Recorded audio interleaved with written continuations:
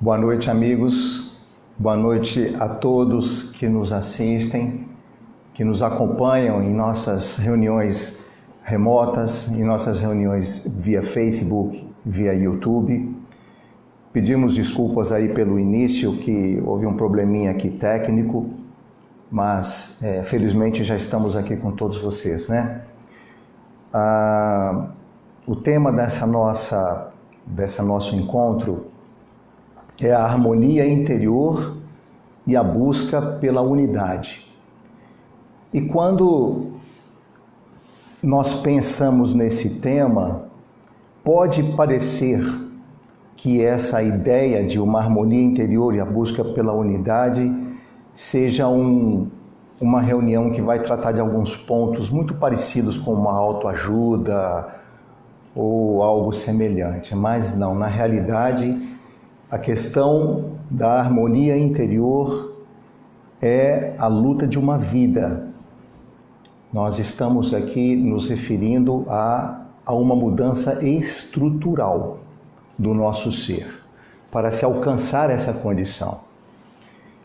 E a busca pela unidade passa por esse processo da harmonia interior.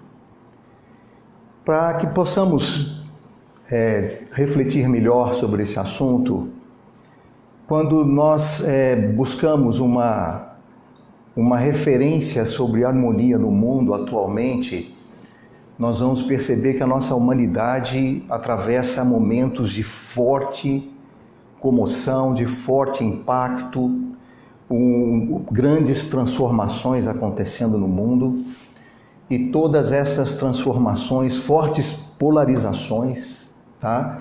Os ânimos se acirram, e todas estas transformações, tá? Elas são muito características de uma certa época. Talvez até alguns de vocês questionem, não, mas isso sempre foi assim, a humanidade tem hora que está num momento de prosperidade, tem hora que as situações se acirram, os ânimos se confrontam, e é muito cíclico isso. Mas, na verdade, o momento atual, amigos, é um pouco diferente. Aliás, é muito diferente de vários outros momentos parecidos da humanidade que nós temos registrados, tá, na história. Nós estamos falando de uma época aquariana, um período que acontece a cada 25.200 anos. É um período extremamente importante, onde toda a configuração da condição de vida manifestada começa a se alterar. E o que traz exatamente essa era de especial? O que ela exatamente significa para cada um de nós? Ela traz exatamente a necessidade, o impulso e a força para que haja uma revolução da nossa consciência, portanto, da nossa vida também. Uma revolução estrutural. Não se trata, amigos, de uma nova organização da sociedade, de um novo meio social, uma nova forma de economia, uma nova forma de relação. Não se trata de nada disso. A mudança estrutural é muito mais profunda, é muito mais estrutural, como o nome está dizendo. E para que a gente possa discutir um pouquinho sobre isso, nós vamos inicialmente refletir um pouco como essa consciência trabalha, como é que a nossa consciência está formatada, como ela trabalha. A nossa consciência possui 3 centros de atividade. O santuário da cabeça, através da nossa atividade pensante, a nossa atividade intelectual, a nossa atividade mental. O nosso centro do coração, através de toda a atividade emocional da vida.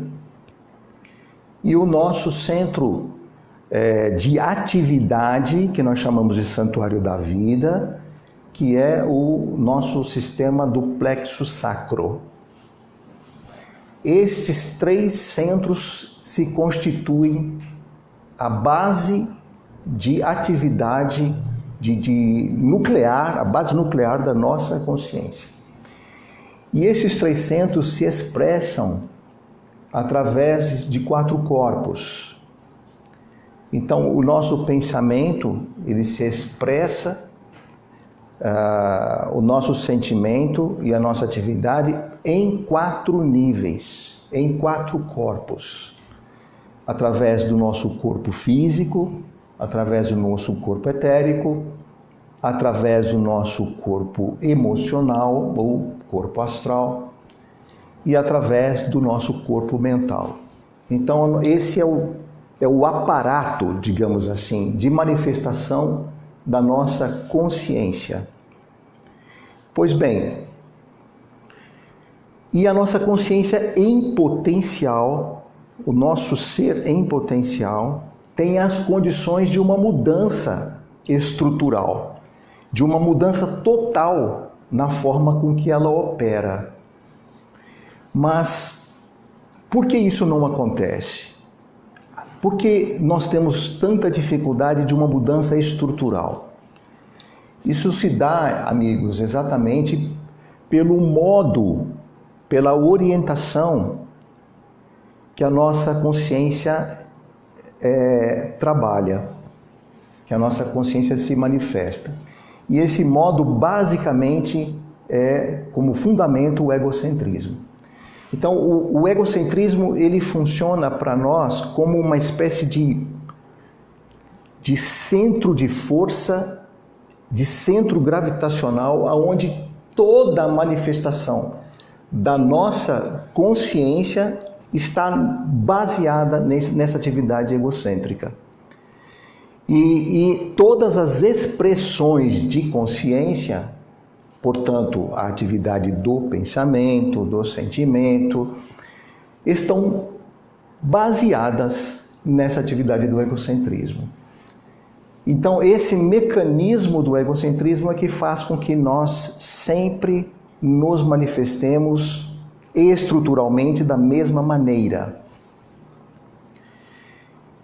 E para completar essa nossa reflexão em relação ao mecanismo com que a consciência opera, existe também os polos opostos em nós mesmos, ou seja, existe a nossa atividade de idealismo e de realismo. A nossa idealidade e a nossa realidade. A nossa idealidade no mundo do pensamento, fortemente ancorada, determinada pela realidade do nosso subconsciente, da nossa memória e do nosso inconsciente. Ou seja, essa idealidade não consegue ultrapassar determinado limite de manifestação. Ela sempre está presa dentro daquilo que nós conhecemos como referência em nosso próprio ser. Pois bem, amigos, então agora com essa manifestação, com esse estado de ser, nós nos vemos no período aquariano. E o que traz então esse período aquariano como uma realidade que confronta com essa nossa situação? O período aquariano, amigos, é um período onde a configuração da atividade dos 7 raios do espírito. E os amigos certamente já ouviram, já estudaram, já puderam compreender algo destas 7 qualidades da atividade do espírito no universo. É simplesmente a força que sustenta todo o universo. Nós podemos qualificar estas atividades do espírito no mundo, como, por exemplo, a vontade, que se manifesta no centro nuclear do nosso sistema. Esse é o primeiro raio do espírito. O segundo raio do espírito, o raio do amor. O terceiro, a inteligência. O quarto raio, a harmonia. O quinto raio, a sabedoria universal. O sexto raio, a dedicação imperturbável. E o sétimo raio, a ação pura. Estes 7 raios se manifestam no mundo e na época aquariana, a determinados raios se evidenciam na manifestação da vida com mais poder e outros raios se manifestam de uma forma mais interior.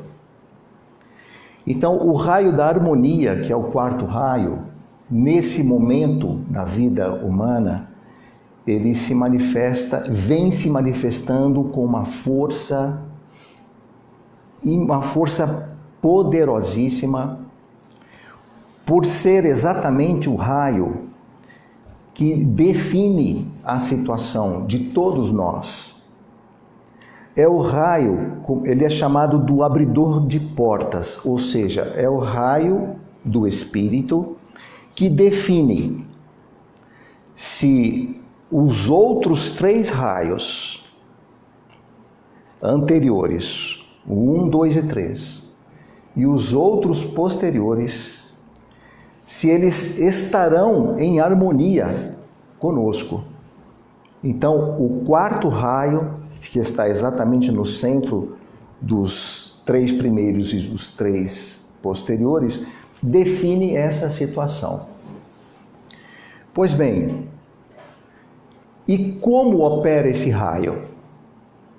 Ele desce com uma força de revelação de tudo aquilo que é denso, formatado densamente, através de um pensamento denso, através de um sentimento denso, através de atividades aonde essa formatação é mais densa, portanto, mais negativa, se pudermos dizer assim. Então, inicialmente, ele vai exatamente aonde? Na fonte do subconsciente, na fonte do inconsciente, e começa a trazer à tona uma realidade de manifestação de vários aspectos da nossa vida que sequer imaginávamos.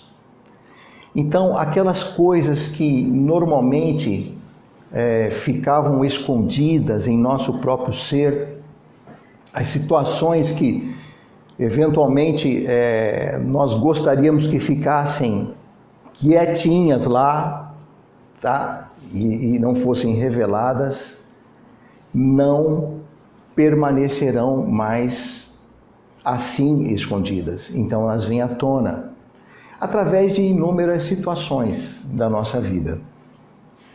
Isso visto individualmente, mas é preciso também enxergar isso coletivamente. E coletivamente nós estamos vendo, todos nós, uma realidade de manifestação na qual nada mais permanece ou permanecerá, de certa forma, em conluio, em um processo de acordos espúrios e etc. Ou seja, as grandes lideranças, os grandes grupos que sempre dominaram a humanidade, que sempre mantiveram seus acordos, também não estão conseguindo manter essa realidade, pois tudo vem à tona. Vem à tona das diversas formas mais incríveis possíveis. E são revelados tudo o que estava escondido. Exatamente para quê? Para que nós possamos entender o que precisa ser verdadeiramente alterado em nosso próprio ser. qual é a realidade da nossa vida que precisa ser modificada. E essa realidade está presente no nosso subconsciente, na nossa vida, na nossa maneira de pensar, na nossa realidade, digamos assim, de memória, tá? De memória condicionante, de hábitos e etc. Então, amigos, a atividade do quarto raio desestrutura toda essa realidade que estava escondida, muitas vezes escondida para nós mesmos. Pois bem, a revolução da consciência, então, é uma necessidade. A busca interior por uma unidade, a busca por uma unificação para sair deste estado de separatividade que nos encontramos, essa busca passa necessariamente por uma harmonização interior. Não tem como ser diferente. Não dá para ser uma unidade superficial entre as pessoas, uma camaradagem, uma paz por acordos. Não, tem que ser uma mudança estrutural em nosso próprio sistema.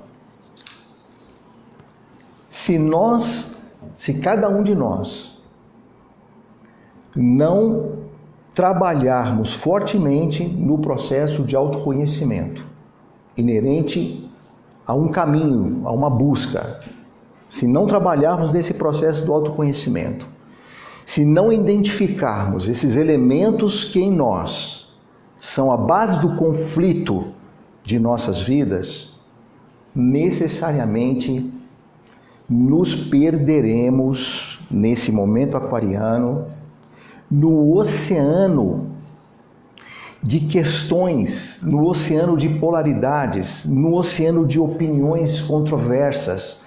Nos perderemos fatalmente num grande conflito. E a atividade dos 7 raios, especialmente pela presença marcante do quarto raio, que vem para mudar essa realidade estrutural, certamente provocará em nosso ser não a harmonia, e sim o conflito. O conflito de um intenso confronto da nossa realidade de vida com a realidade manifestada pelo Espírito no mundo. Esse ponto é capital, é de fundamental importância, amigos, que nós entendamos o que é que essa era aquariana requer de cada um de nós. Essa mudança estrutural da consciência. E nós gostaríamos, assim, de dar a vocês uma imagem de todos aqueles que, de certa maneira, estão caminhando nesse sentido da mudança estrutural. As pessoas que buscaram através do autoconhecimento, fizeram um trabalho forte em si próprios e identificaram em si mesmos os pontos, tá, de conflito, os pontos da repetição ininterrupta da memória, os pontos condicionantes da nossa personalidade. Essas pessoas que abriram seu ser para a movimentação do primeiro raio em si próprios, que é a vontade do todo. Essas pessoas começam a dar passos muito importantes, no sentido de a vida se manifestar no presente absoluto, e não no jogo do passado e do futuro, no jogo desse passado que determina a nossa forma de pensar e de um futuro que causa uma ansiedade tremenda. Então, essas pessoas começam a sair destes extremos, onde a consciência oscila fortemente entre passado e futuro, e a entrar num momento de um presente absoluto. E nessa condição surge necessariamente uma alegria indiscutível. As pessoas que têm essa experiência, a experiência de uma vida plena, tá? No presente absoluto, sentem no coração um processo de tranquilização, de serenidade e ao mesmo tempo uma grande alegria. E o processo da harmonia então começa a se estabelecer paulatinamente em cada um de nós. E esse processo da harmonia vai levar necessariamente ao equilíbrio do nosso ser diante dos outros raios do espírito. Então começam a modificar-se em nós estruturalmente, tá? Os nossos sentidos sensoriais, começa a se modificar a nossa forma de perceber as coisas. O amor começa a se fazer presente exatamente por causa desse equilíbrio do ser. A inteligência começa a entrar numa outra dinâmica de manifestação e o ser então começa a se equilibrar completamente de acordo com os 7 raios. Então, era isso que queríamos trazer nesse primeiro momento para abrir para perguntas e gostaríamos de dissertar um pouco mais sobre isso nos questionamentos de vocês, amigos. Fiquem à vontade. Bom, iniciando as perguntas. Temos aqui 3 perguntas do JF Neto Diniz. Vou encaminhar uma por uma, para ficar mais fácil. O Neto Diniz ele diz que não concorda muito com essa questão de que tem que ser um trabalho de uma vida inteira. E que despertar a revolução pode acontecer a qualquer momento. Sem dúvida, Neto, o trabalho de uma vida inteira, quando a gente fala isso, a gente coloca isso de uma forma metafórica, tá? Mas todos aqueles que de alguma maneira já estão maduros para esse caminho espiritual, certamente esse amadurecimento não veio apenas nessa existência. É um amadurecimento muito anterior a isso. Ou seja, várias experiências que estão gravadas em nosso sistema microcósmico, elas cooperam karmicamente para que nós já, talvez até muito jovens, talvez ainda até mesmo a crianças maduras do ponto de vista espiritual, já podem necessariamente startar esse processo de uma mudança estrutural. Então, nesse sentido, você tem razão, a gente comenta um trabalho de uma vida porque realmente começa aí, tá? Começa por esse amadurecimento, mas vai avançando ao longo da vida, uma mudança na qual a gente tem muito o que fazer, porque são muitos milênios, tá, de armazenamento de experiências no sistema microcósmico. Então, tudo esse processo precisa ser reestruturado. Mas você tem razão, dá para começar o quanto antes e certamente todo começo vai nos levar a uma, digamos assim, um crescimento muito rápido. Próxima pergunta também do JF Neto Diniz, ele pergunta qual foi a necessidade do Espírito se manifestar aqui na matéria, na visão da escola? Então, essa pergunta é interessante. A necessidade é o seguinte, existe a criação divina, Neto, ela se baseia num princípio que é a triplicidade da manifestação de Deus no universo. E essa triplicidade, ela diz que espírito, alma e corpo, que estes 3 aspectos da Trindade precisam se tornar unos. A nossa realidade de vida, a nossa consciência é a formação de um sistema corpóreo.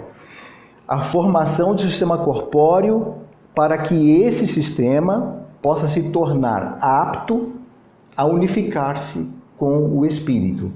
Então nós possuímos uma alma natural, possuímos um conjunto de 4 corpos que precisam, ao longo da evolução, tornarem-se perfeitamente íntegros, qualificados para unir-se ao espírito. Então a atividade do espírito desce ao mundo de forma mais intensa, por exemplo, no período aquariano, que é o período onde você tem, tá, a necessidade de mudar.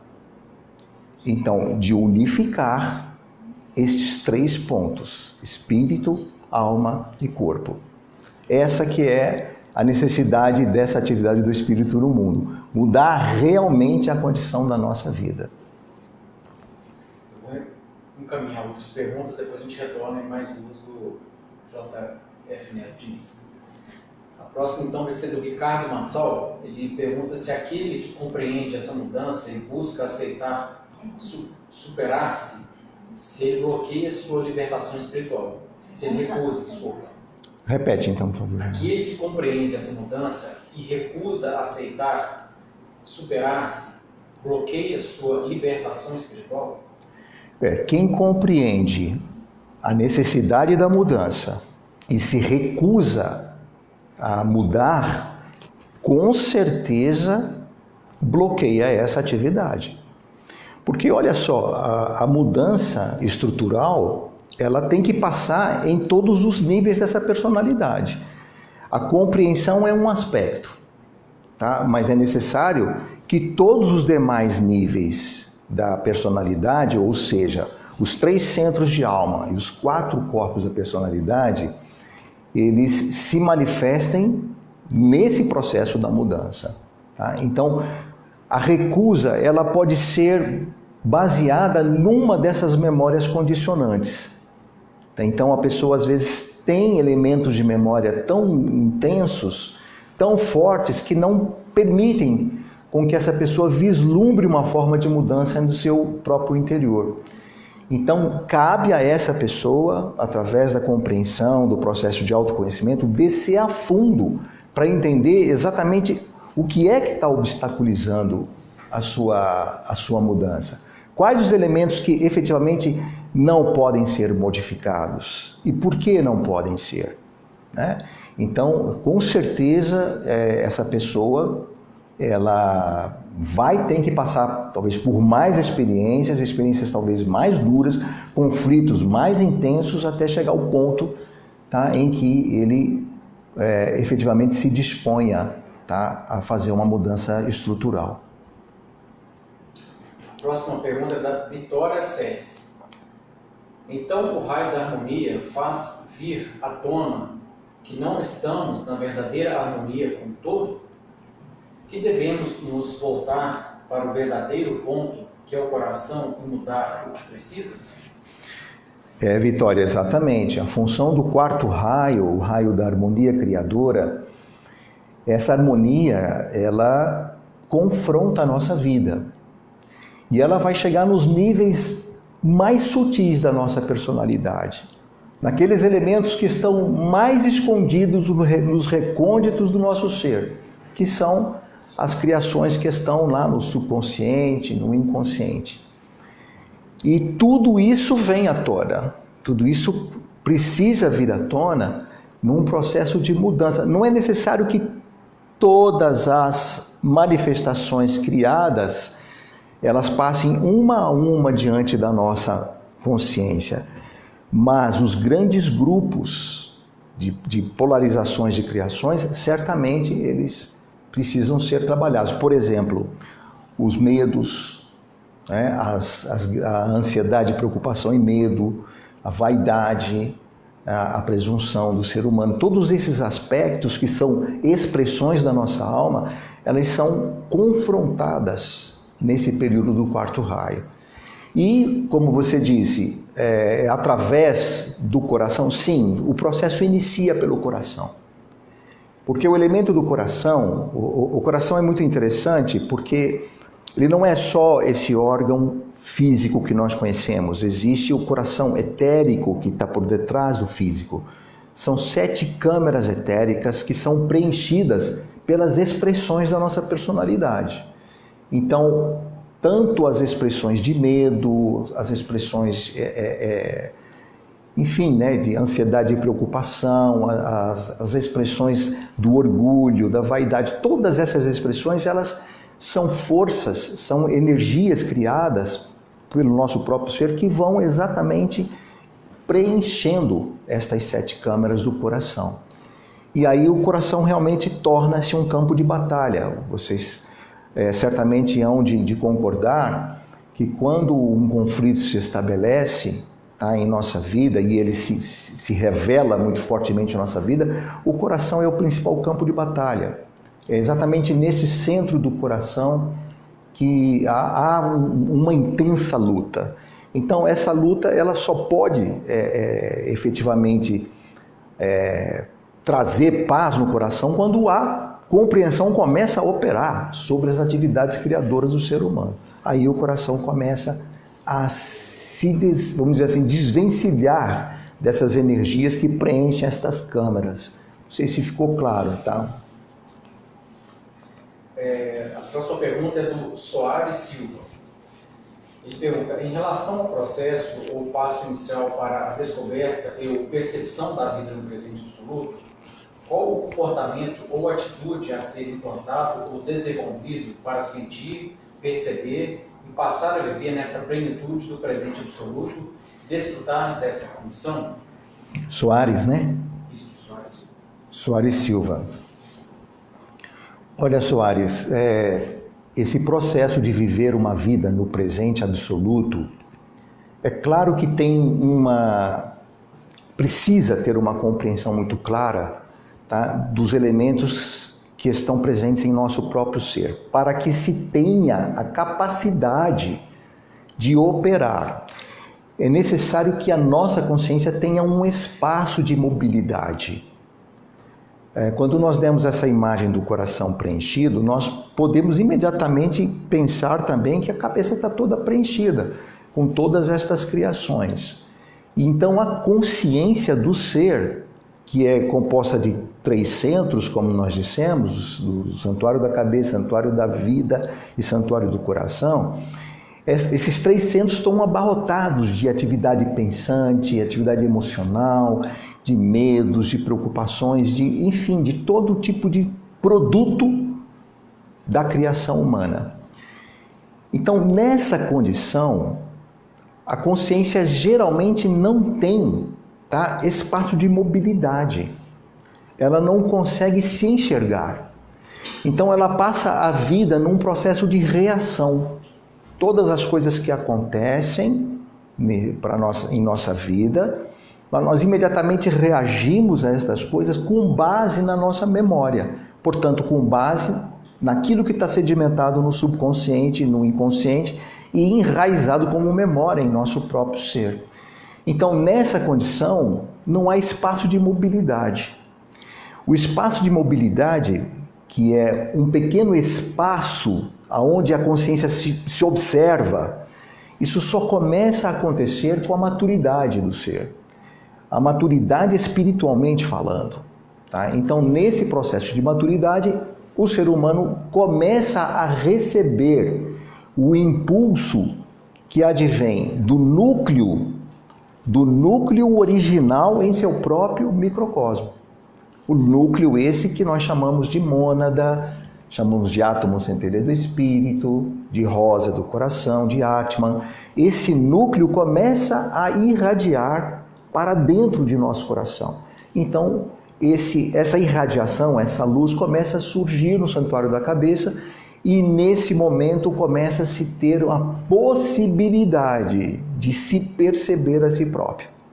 É só nessa condição de uma autopercepção que a gente começa a ter capacidade de operar para que, por exemplo, a gente consiga viver, mesmo que em alguns momentos, um presente absoluto.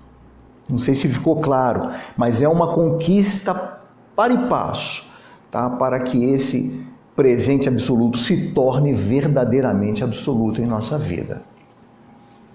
O Carlos Levo, ele pergunta: como transcender o ego se nós temos nossa própria consciência para reeducar essa nova consciência sem autoassédio, automagia, autossabotagem? Com o karma coletivo, não nos distanciamos das pessoas ao escolhermos esse caminho? Carlos, olha só, como transcender o ego? E a sua pergunta tem, de certa maneira, a gente respondeu uma parte dela na pergunta anterior aqui, né? Porque o ego mesmo ele não transcende a si mesmo, não, é impossível para o ser humano, para o seu ego, ultrapassar o próprio ego. Tá? Essa é uma realidade inquestionável, não há como. A única possibilidade é quando uma nova realidade de consciência, e aí nós estamos falando não do conjunto kármico que está em volta de nós, do conjunto de imagens, pensamentos, de memória que está em volta de nós, mas uma nova realidade de consciência começa a surgir no centro do coração. E essa realidade de consciência, esse momento, o momento aquariano, é muito propício para que isso aconteça, Carlos. Porque é um momento onde a intensificação dos raios do espírito é tão grande no seio da humanidade que todos os elementos que têm ressonância, tá, com a atividade do espírito começam a entrar em atividade. Então, aqueles núcleos monádicos que estavam latentes muito tempo no centro, nós temos um núcleo monádico no centro do coração, um núcleo monádico acima do santuário da cabeça e um mais abaixo do santuário da vida. Estes centros começam a entrar em atividade e impulsionar o ser humano para uma realização, para uma mudança, para um conhecer-se a si próprio. E lógico, o que flui nesse impulso? Qual que é a realidade desse impulso? Qual a matéria, a energia que flui por esse impulso? Luz. E a luz carrega o quê? Informação. Carrega então a ideação do todo que vai se fazendo presente em nós. Então começa a surgir uma nova atividade de pensamento, uma nova atividade de percepção. E o ser humano então começa a reconhecer o seu próprio ego. Então olha só, é uma outra instância na nossa própria consciência que começa a reconhecer o próprio ego. Tá? Uma instância de uma alma superior, de uma consciência, de uma nova consciência, como nós costumamos dizer na Rosa Cruz. Bom, espero ter respondido, Carlos. O Diego Oliveira pergunta: o que a depressão, que aumentou extraordinariamente em nosso tempo, tem a ver com a era de Aquário? Então, Diego, olha só, o início da nossa live aqui, que até foi um pouquinho conturbada por causa do problema técnico e tudo, nós dissemos que a atividade caótica da vida humana, tá, nesse momento, é fortemente impactada pela atividade do quarto raio. E o quarto raio, então, vem trazendo para o ser humano uma pressão de cima para baixo para que a gente resolva os problemas interiores e abra a possibilidade para que essa estrutura maravilhosa, que é os 3 centros de consciência e os 4 corpos da personalidade, possa, enfim, enobrecer-se, tornar-se verdadeiramente apto, tá, a essa integração, tá, de espírito, alma e corpo. Essa é a função da época aquariana. Ela vem trazer essa realidade. Só que até que a humanidade perceba isso, até que devido à nossa condição kármica, tá? Devido à quantidade de energia que está circulando em volta de nós, até que nós percebamos isso, há uma ebulição de todos estes elementos em nosso próprio ser. Tá? E o processo depressivo, certamente, muito do processo depressivo certamente tem a sua origem aí. Tá? Exatamente nessa pressão forte por uma solução na qual a gente não consegue enxergar a saída. Então, acaba sendo também uma forte e dura experiência o processo depressivo, até que a gente consiga sair dele, tá, com uma autopercepção. Essa é a situação, amigo. O Marcos Moura pergunta como mudar se as pessoas que você ama não te acompanham, não te acompanharem? Marcos Moura. Isso.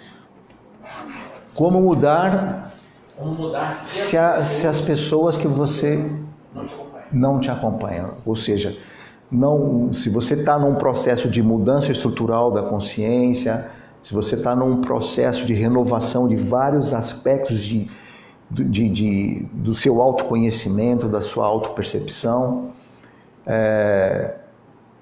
e as pessoas ao seu redor, tá? Muitas dessas pessoas não acompanham essa evolução do processo de consciência, né?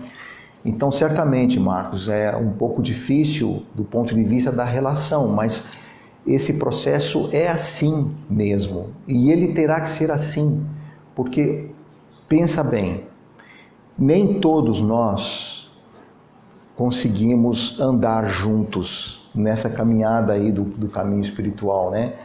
Mas cada um de nós que consegue avançar no caminho espiritual, ele acaba abalando muito estruturalmente os companheiros que estão ao seu redor. Porque tudo são campos magnéticos, né? Então, o que acontece? O seu processo de evolução da consciência acaba, de certa forma, impactando, tá, nos que estão à sua volta. E às vezes esse impacto causa uma reação contrária, às vezes ele causa uma indiferença, às vezes ele simplesmente nada acontece, as pessoas se tornam talvez até mais frias, enfim. É um processo que a gente não tem que se preocupar, tá? E nós temos que prosseguir fortemente com a mudança interior. Esse é o ponto principal. Porque é nessa mudança interior, Marcos, que toda a humanidade será beneficiada. Porque nós não estamos falando aqui simplesmente de uma mudança de comportamento, tá? De uma mudança uma forma de perceber diferente. Nós estamos falando de uma mudança estrutural. E a mudança estrutural, ela mexe atomicamente. Ela mexe atomicamente em nós e atomicamente no mundo. Tá? Isso é fortemente um impacto que ocorre no mundo. Quanto mais pessoas tiverem um processo iniciático em andamento, mais será impactada a humanidade. E mais rapidamente outras pessoas também entrarão num processo de iniciação, um processo de reestruturação da consciência. Tá bom, Marcos? O Adriano Andrade Vaz pergunta: como saber o que é ego e o que é átomo centelha? Adriano, como saber o que é ego e o que é o átomo centelha?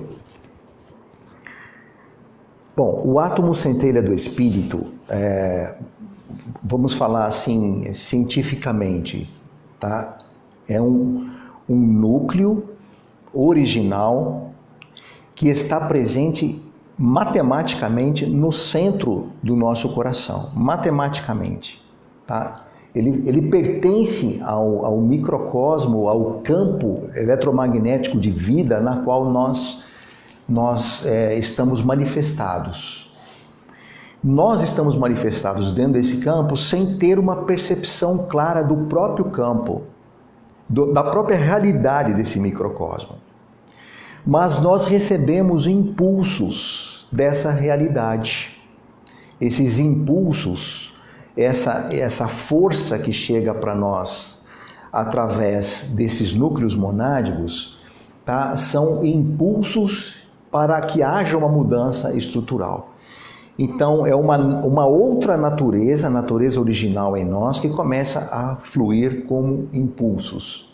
Como, por exemplo, como uma forte inquietude no centro do ser, um impulso para buscar, um impulso para realizar uma mudança estrutural. Se nós tirássemos esse núcleo monádico, se ele simplesmente deixasse de existir em nós, não haveria impulso para mais nada do ponto de vista de uma elevação. Nós simplesmente estaríamos fadados a continuar vivendo a nossa vida como um ser biológico, nasce, cresce, não haveria questionamento, não haveria nada. Então, o que traz todos estes valores para nós, os valores de uma vida superior, são exatamente esses impulsos no centro do nosso ser.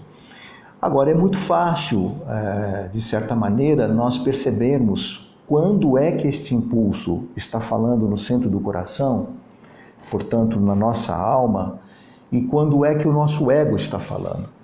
Normalmente, o ego ele tem uma atividade que é muito bipolar, tá?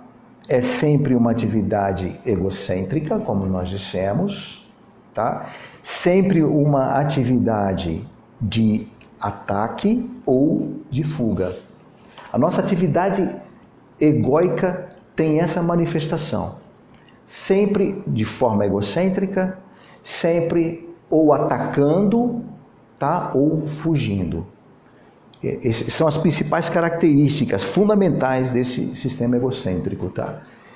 Então, aquele impulso, tá?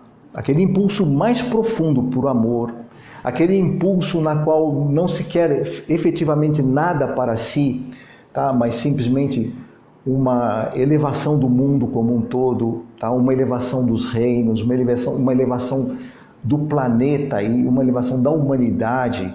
Estes impulsos são do aspecto monádico em nosso ser, que é exatamente o curso do desenvolvimento da vida humana, tá? Então, com o passar do tempo, você vai começar a distinguir claramente o que é essa voz, tá? do ego em nós, com as suas características fundamentais, e o que é essa voz, tá? Do núcleo monádico, do centro da rosa no nosso coração. Bom? Pedro, caminhando para o final, então, mais duas perguntas para a gente poder encerrar. A Andréia Costa, ela pergunta se um dia a Terra vai mudar seu sistema de dualidade e o que seria a Terra? O que é a Terra? Andréia, a Terra ela faz parte de um grande processo de desenvolvimento da criação divina. Na verdade, a nossa Terra ela é chamada de um setenário cósmico. Na nossa Terra existem 7 campos de manifestação, 7 campos de vida. Nós conhecemos tão somente um. Nós conhecemos tão somente a vida na matéria, tá? Mas existe a 6ª região planetária, a 5ª região planetária, a 4ª região planetária. Ou seja, aquilo que nós conhecemos da Terra não é nem 10% do que é a Terra. E a Terra, sim, caminha, tá, para o desenvolvimento a que ela está proposta, a que ela está definida. O desenvolvimento de acordo com o plano da ideação. E aí, Andréia, assim, para te dar uma tranquilidade nesse sentido, nós até acreditamos que a nossa vida é muito impactante para o planeta, que a nossa atividade como seres humanos egóicos é muito destruidora para o planeta. Sem dúvida nenhuma, tem vários aspectos desses, mas na verdade a gente não chega em nenhuma pequena parte dessa maravilha que é o órgão terrestre. E ela vai na nossa frente, ela anda na nossa frente. é nossa mãe, a Mãe Terra, e ela vai num processo de mudança na nossa frente. Então, quando a gente fala, por exemplo, que é necessário que esse núcleo monádico em nosso próprio ser, tá, ele desperte, que seus impulsos transformem o centro do nosso coração e que o nosso santuário da cabeça possa então ser purificado dessa atividade densa da atividade humana. Quando nós falamos isso, nós podemos ter a certeza de que o núcleo monádico da Terra, chamado de Logos planetário, já entrou no processo de transformação. Ele nos precede. Ele já está totalmente em total harmonia, tá, com a atividade do Espírito. Então, essa Mãe Terra, ela está se preparando para as transformações necessárias, digamos assim, para acomodar a vida numa outra condição. Espero ter te respondido, Andréia. Bom, a última pergunta, não é bem uma pergunta, é uma pergunta, mas é uma aproximação, Uma afirmação. uma aproximação à escola, né? Sim. A Sueli Scalione, ela quer saber como que ela pode participar da Rosa Cruz Áurea e caso ela possa, né, qual que é o caminho, porque ela gostaria de saber mais profundamente os ensinamentos da escola. Bem. Olha, Sueli, é muito bacana a sua pergunta, porque certamente ela serve para muitos outros, né? Você já está se aproximando muito da escola quando você está assistindo essas lives, certamente você assistiu muitas outras, e tem uma gama muito grande de vídeos e manifestações, tanto no YouTube, como no Facebook, no Instagram. E em todos esses canais, tá, você vai encontrar, tá, os endereços físicos da escola. Então, se a sua necessidade está de se aproximar fisicamente do campo da escola, o que realmente é algo desejável, tá? Então você pode consultar nesses locais os nossos endereços, até na página mesmo da Rosa Cruz Áurea, institucionalmente.